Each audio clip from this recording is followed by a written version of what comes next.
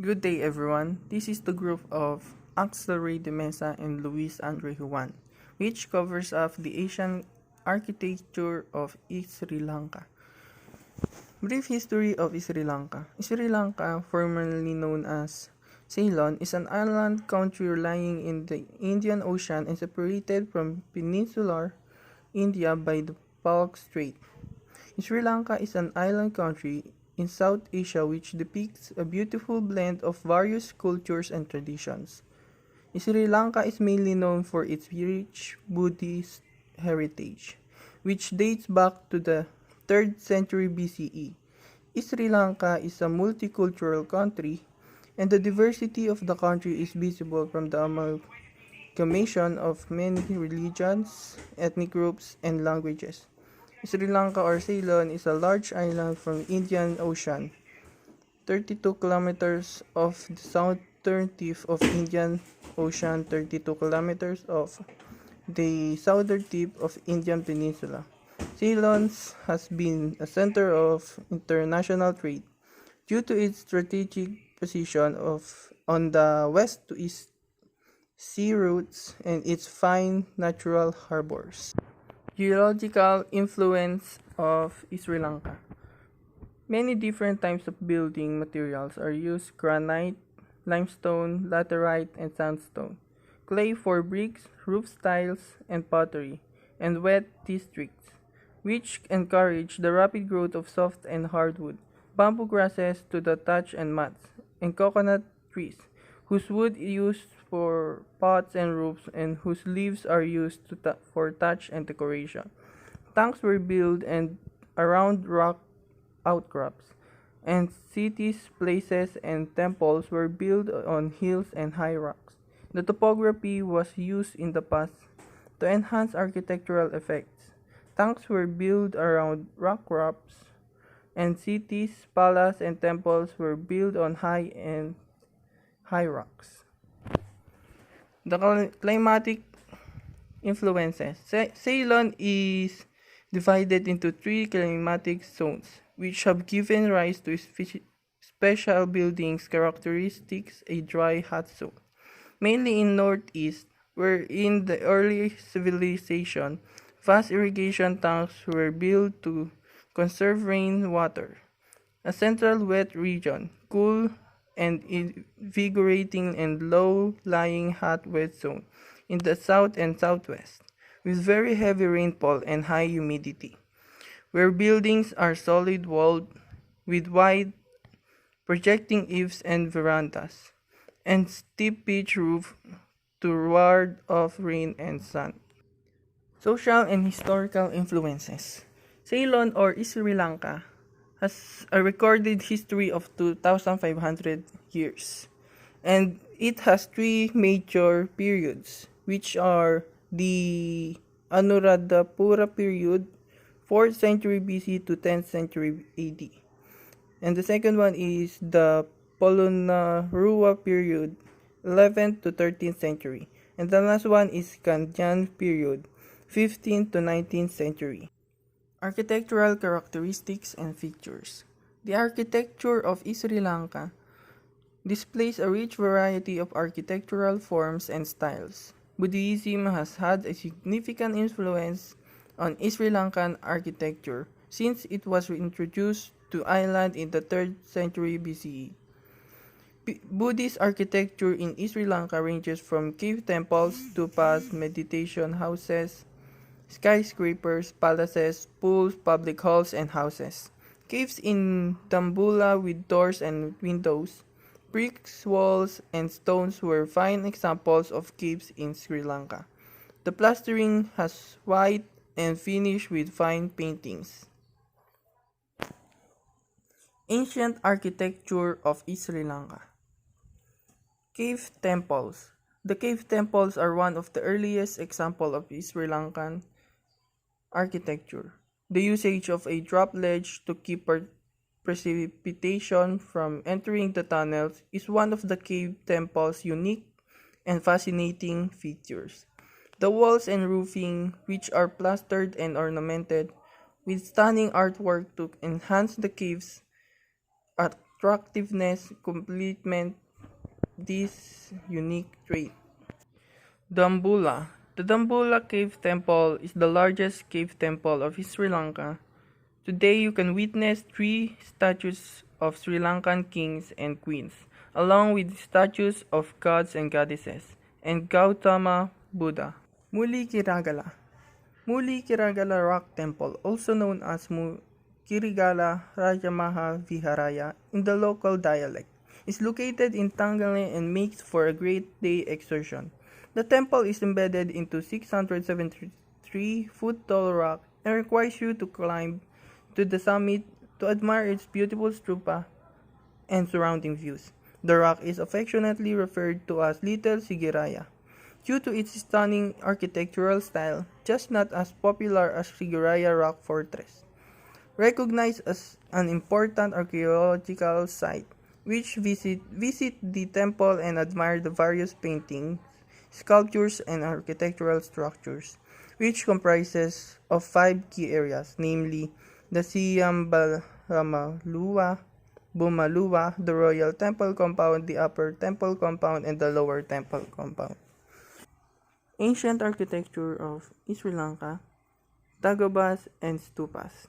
Different names like Dagobas and Sitayas, known these stupas of Sri Lanka are some of outstanding architecture of Sri Lanka. The stupas which were designed and constructed in Sri Lanka are some of the unique structure of modern world. Tuparamaya. This is the first stupa to be built in the country after the introduction of Buddhism to Sri Lanka, located in sacred area of Mahemuna Park. The Tuparayama Stupa is the earliest dagoba to be constructed in Ireland, dating back to the reign of King Devanapaya Tissa. Jetavanarayama.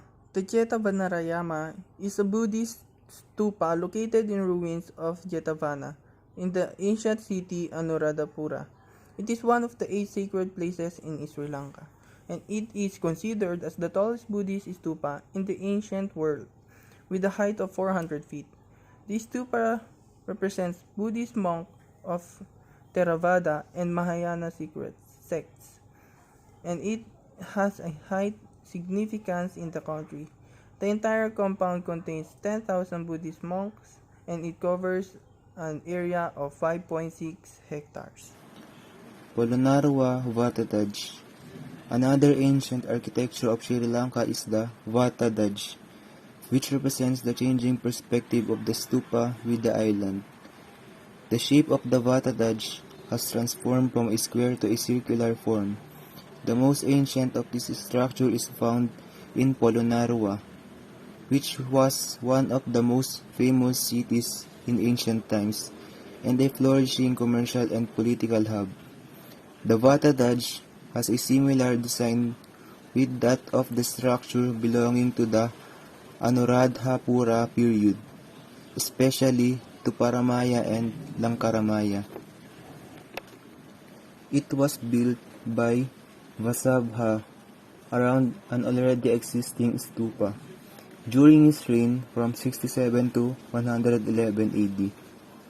Although a number of Vatadajas were built following this, in most cases it is uncertain who constructed them or when.